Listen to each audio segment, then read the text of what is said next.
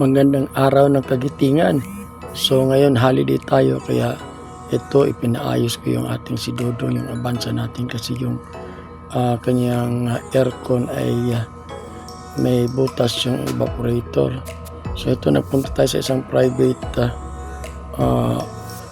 auto mechanic at ito ang mga pictures na kuha ko kung saan isa-isa na tanggalin ng mekaniko yung mga parts dito sa harapan, no? So yan, no, yung harapan, kita nyo wala na yung dashboard. Ito yung manibela ay tatanggalin yan, so wala na yung dashboard. Kinuha na rin dito yung silidlan ng kuhan.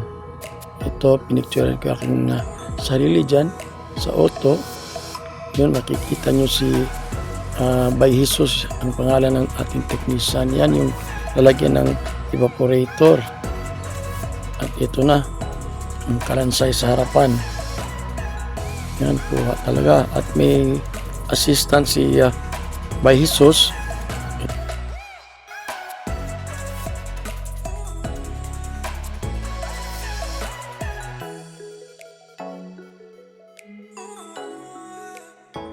Napakadumi. So ipapamachine pa natin mamaya. Yan, so simula na si Sir Jesus na i-dismantle yung mga parts dyan sa harapan.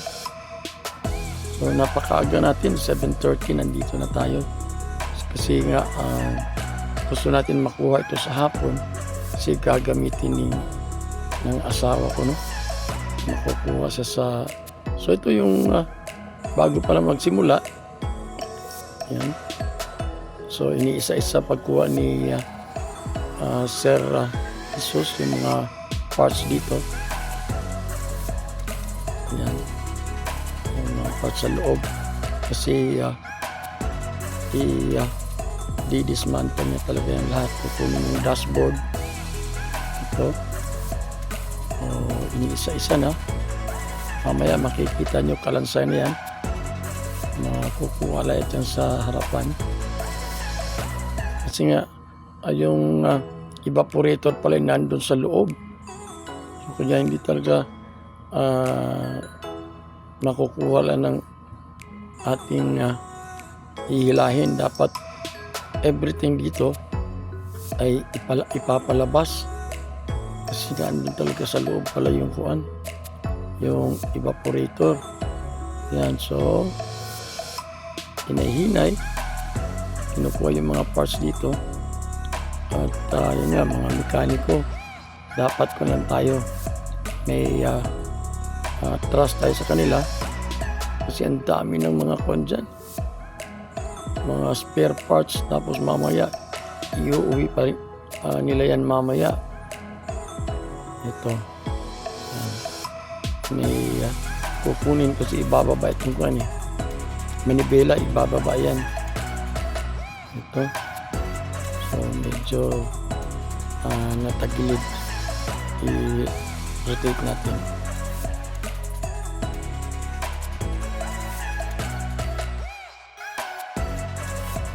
So ito na, yeah. Itong medyo mahaba na nasa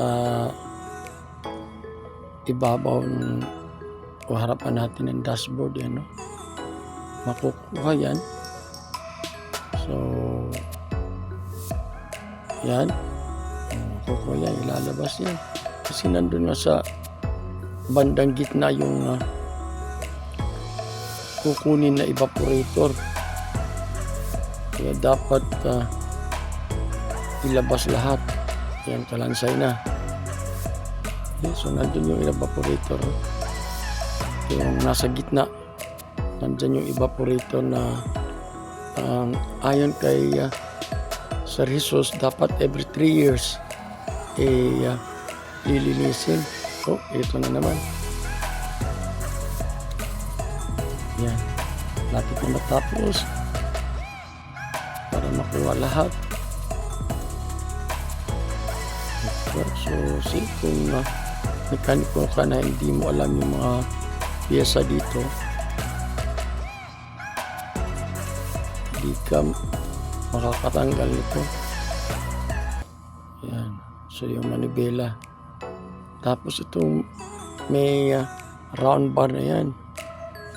Ibababa rin yan. See? So it's really very critical na dapat marunong yung mekaniko natin. Yan, so pinicturan ko yung aking sarili. Yan, para makita yung sa loob ng dashboard na kalansay na nga. Ito, may kinukuha dito si Sir Boy gamit ang electric lamp. Yan, may kinukuha sa dyan. Kasi yan yung hose na may kinalalaman dun sa evaporator. Kalansay na talaga. So ito na. Ito yung nasa gitna talaga. Ang laki. Kaya dapat kunin kasi nandito yung blower at saka evaporator. So ito. Yan oh. Yan yung evaporator na tingnan nyo may basa kasi nga sira na talaga. Nung una yan ang pinapan ko na lang, pinasulda ko tapos ibinalik. Subalit after 7 months ayun, nasira naman, nag-leak. See, tingnan nyo ang dumi. So talagang dapat kasi every 3 years ayusin. Ito yung sa itaas, yan itong bubunga na yan, makukuha yan mamaya lahat.